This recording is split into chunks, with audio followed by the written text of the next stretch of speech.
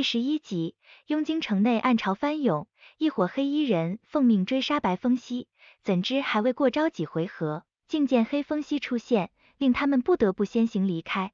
白风夕通过观察，认定对方并非出自断魂门，至于为何要下死手，也便不得而知。黑风夕表示他会彻查清楚。与此同时，风长听闻刺杀失败，不由勃然大怒，可问题在于白风夕武功极高，而永平君风兰溪又似乎与他交好，一时间感到诧异。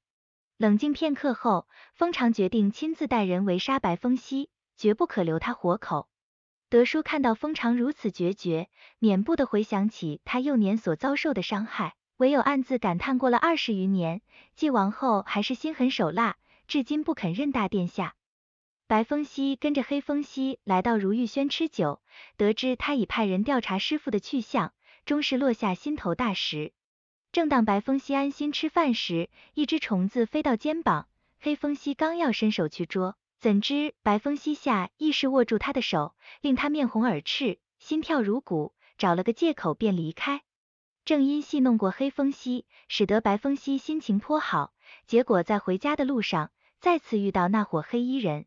由于白风夕不愿再动手跟对方玩，奈何对方穷追不舍，紧接又在小巷处碰见风长，只觉得他非常眼熟。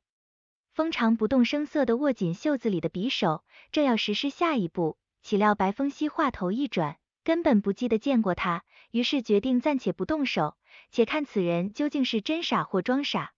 事实上，白风夕早已看出风长是为隐疾之事来灭口，可若他一人在雍京也倒无所谓，问题是现在还有师弟师妹们，所以不想招惹是非。早朝之时，雍王在王相的建议下，委派风举前往帝京参加陆河宴。待朝会散后，凤七梧向黑风夕汇报科举之事，并且递交了一份贡士名单，其中3人乃是大学士裴友说所推荐的人才，毕竟黑风夕已经封君，朝堂上势必会需要更多自己人。至于黑风夕所关注的凤世英，本就是凤家人，自然会为他效力。任家兄弟查到白风夕来到雍京之后的行踪，包括他在如玉轩所遭遇的事情，似乎还关乎凤七梧和大殿下风长。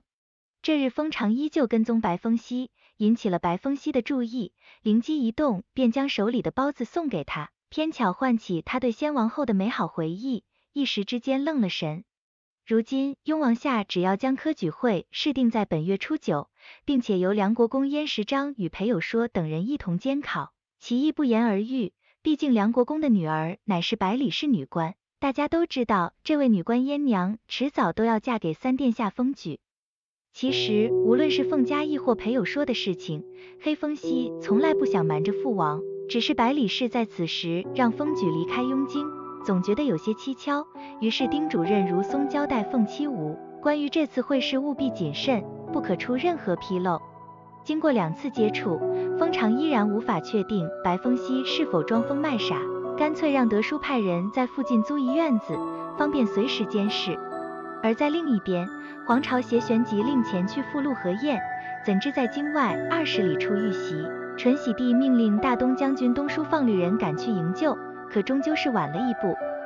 黑风夕获悉此事，认为旋即令本就是假的，皇朝就算送回去，恐怕也是百口莫辩，还不如在路上丢了好。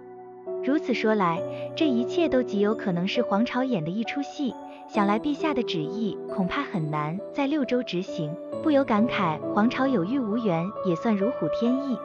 正如黑风夕所料，皇朝入宫觐见纯喜帝，其余5州士子唯恐受牵连，皆是纷纷托责自证清白。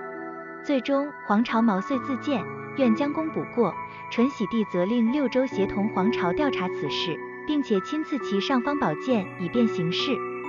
玉无缘为皇朝出谋，是为避免冀州遭祸，之前已计划好是由江湖人夺走旋即令，可如今皇朝突然让林澜苍假扮刺客，连同玉无缘算计在内。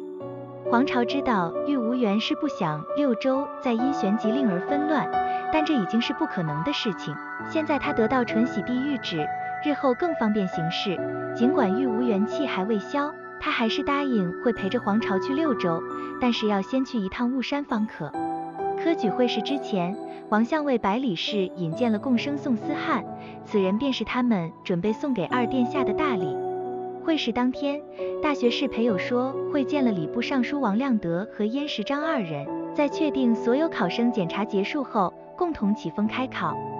黑风息奉诏入宫见过雍王和百里氏，怎知对方竟要给自己选妃，于是委婉推辞，表示眼下尚未建功立业，贸然成婚定会令群臣诟病。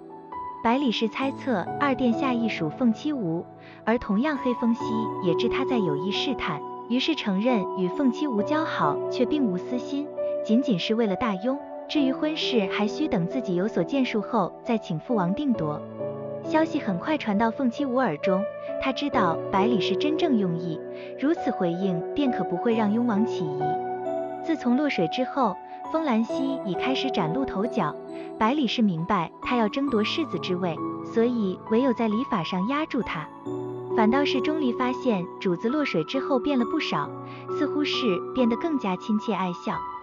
黑风息让钟离给白风息送去物资，他却没有亲自出现，而是等在巷口。白风息看到那么多美食，强忍着馋意去见黑风息，得知他是为自己收买人心，不免有些感动。不仅如此，黑风息也核实到白建德去了雾山，所以白风息需要在雍京多待一段时间。